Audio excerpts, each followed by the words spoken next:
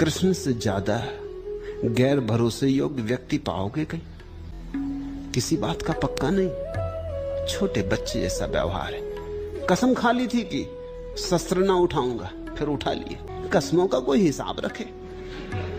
किसको याद रहे कसम? छोटे बच्चे जैसा व्यवहार है। मुझसे लोग पूछते हैं कि कृष्ण के इस व्यवहार में आप क्या देखते हैं? कुछ भी नहीं देखता, सीधा सरल व्यवहार है। खा ली थी कसम किसी क्षण में, वो क्षण गया, नया क्षण आ गया। अब इस नए क्षण की नई स्थिति, इस नए क्षण का नया संवेग, इस नए क्षण के लिए नया उत्तर चाहिए। पुरानी कसम से बंधे रहते तो मर्यादा होती, बंधे ना रहे। अस्तित्व के नए ढंग के साथ नए हो लिए।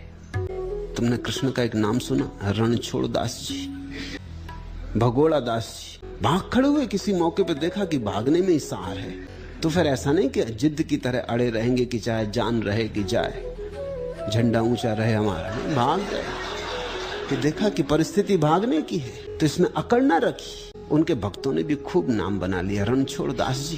कृष्ण में एक मर्यादा पार की प्रभा है। कृष्ण को समझना थोड़ा कठिन, राम सीधे साफ है। राम में कुछ विशिष्ट नहीं, महिमापूर्ण है मगर विशिष्ट, महात्मा है लेकिन संत नहीं। इसलिए जान के छोड़ता रहा हूं। जब परम की ही बात करनी हो तो राम वहां नहीं आते।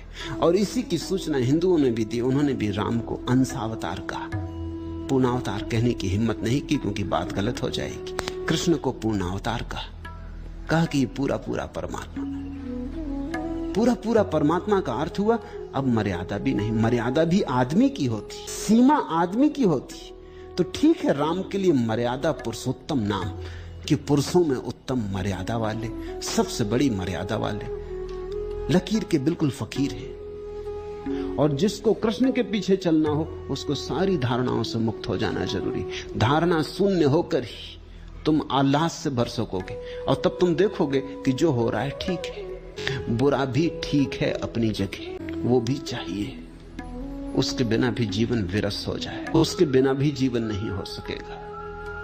कांटे भी चाहिए, कांटों के बिना फूल इतने सुंदर न रह जाएंगे। कांटों के कारण ही फूल इतने सुंदर हैं।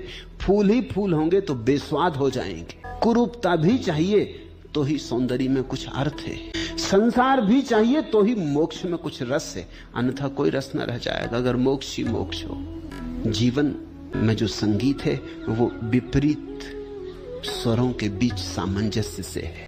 कृष्ण की लीला कृष्ण लीला नहीं कही जाती, रास लीला कही जाती। वो परम सत्य है।